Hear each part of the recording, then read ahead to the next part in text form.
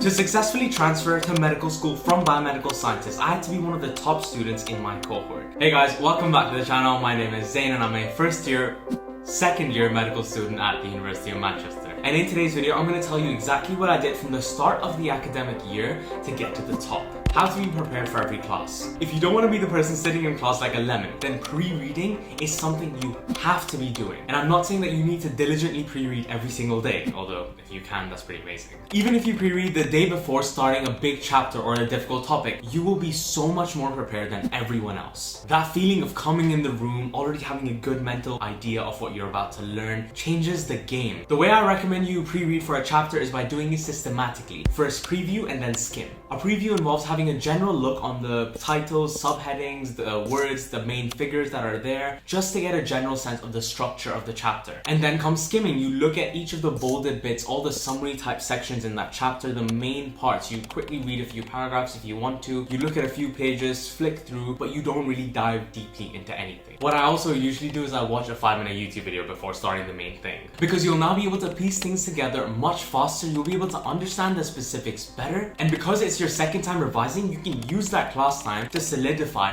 and improve upon the things that you didn't know or you were unsure about, rather than starting from scratch like everyone else. That's what I've always done, and because I've built the foundation already, when I'm in class I'll be absorbing the information a lot faster. How to focus for longer? My 2 big rules. True focus is developed and gradually improved after a lot of practice. But I do have 2 big rules that I strictly follow whenever I want to intensely focus on something. Out of all the advice I've seen anywhere, these are the 2 main things that stuck with me over the years just because they're so simple and effective. 1 is do not leave your desk until at least 1 to 2 hours of effective studying is achieved. Yeah, slightly controversial for all the Pomodoro lovers out there, but we need to stop giving ourselves reasons to get up and out of our chair. Instead, we need to give ourselves reasons to stay and persevere. The principle behind this is simple. Every time you unintentionally get out of your study environment, you're giving yourself an opportunity to procrastinate. And for me, this used to mean getting distracted for any time between 30 minutes to 3 hours. So before starting work, get everything organized so you can minimize the amount of times that you leave your desk. My mindset is to keep pushing myself to study for longer. I'm almost done with this. Let's give it 5 minutes. Let's give it 10 minutes before I go and get chai or whatever. My thought process is, look, if I couldn't even study for an hour effectively,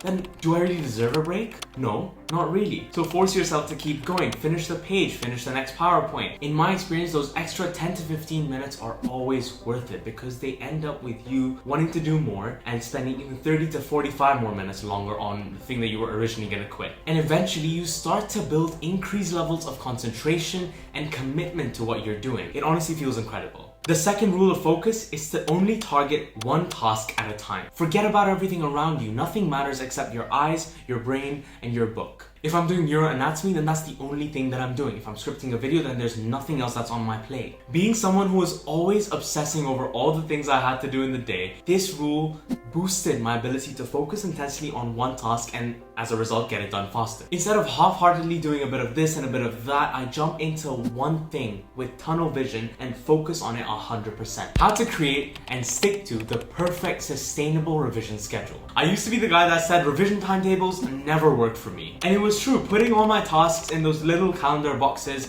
that far advanced in the future never ever worked. But no organization meant that nothing got done ahead of time, and unless there was a deadline, even the studying was sporadic. Our minds need more regulation, and if you want to ambitiously aim for something, then the fact is that you need to systematically schedule your time, at least to some extent. And after experimenting for a long time, the basic solution for me was to organize all my tasks in a weekly revision schedule instead of that daily one. This means that every Sunday or Monday, I make a full list of all the tasks and studying that needs to be done by the end of that week. This list needs to be 100% completed regardless of circumstance. And the reason it works so well is because, yes, it's strict, but it's also flexible. I'm not bound to do something on one specific time of one specific day. I have the whole week to plan it as I go. So every single day I can think, okay, what am I gonna do today? And I can plan accordingly. Once that weekly list is complete, it's up to you if you want to slot each of them into a calendar or whether you want to do something else. But for me, personally, I like to just decide on the day what I'm gonna do and then cross it out as I go through it. It's pretty simple, whether it's exam season or normal term time. I use this way of scheduling to plan all my spaced repetition out, my exam prep, and even my YouTube videos out. And it's especially essential if you have a lot of commitments and classes going on during term time. How to hack your mock exams and class tests. Your school teacher is the one that makes your mock exams and class tests. you have to realize that they're the examiners. They'll be using stuff from question banks or official past papers, and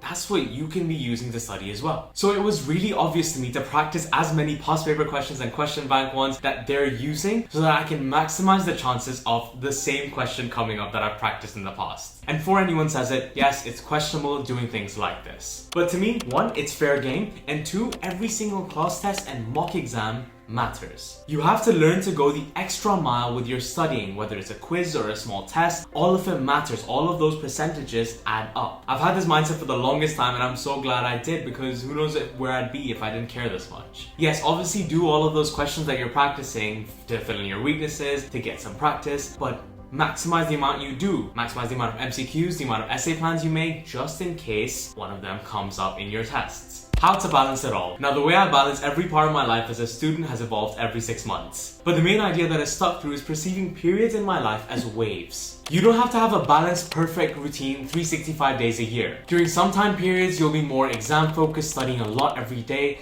Some periods you'll be more relaxed and more social. As much as everyone says having balance is key, I've learned to think, screw the balance. Because as long as I, A, am fulfilling the minimum requirements that I need for each of the parts of my life that I care about, and B, as long as I'm being mindful of the bigger goals and milestones I have, intentionally using my time to build towards them, then anything goes. Whether it's 2-hour days or 15-hour ones, as long as those two things are being fulfilled. All of it should be getting addressed: 7 to 8 hours sleep, physical activity 5 times a week, diet in check, taking a lot of refreshing breaks, family time, going out with friends, all of the basics being met. And being intentional with the milestones or the goals I have means that I'm always aware of why I'm working so hard, why am I going the extra mile with this project. Constantly reflecting on stuff like this is very, very important, especially if you're aiming for big goals such as ranking first in your class, or I don't know, developing an app. So when starting a new academic year, decide on the big milestones that you're working towards. Intentionally map out the hours that each of these goals will take to complete on an average week. And for example, if it's 35 hours a week in total, then you know that you need to be working towards these goals or studying for 5 hours after school every day. It is a lot, but if it's important, you have to do it. And remember, you always have that fail-safe. If your minimum requirements for social life,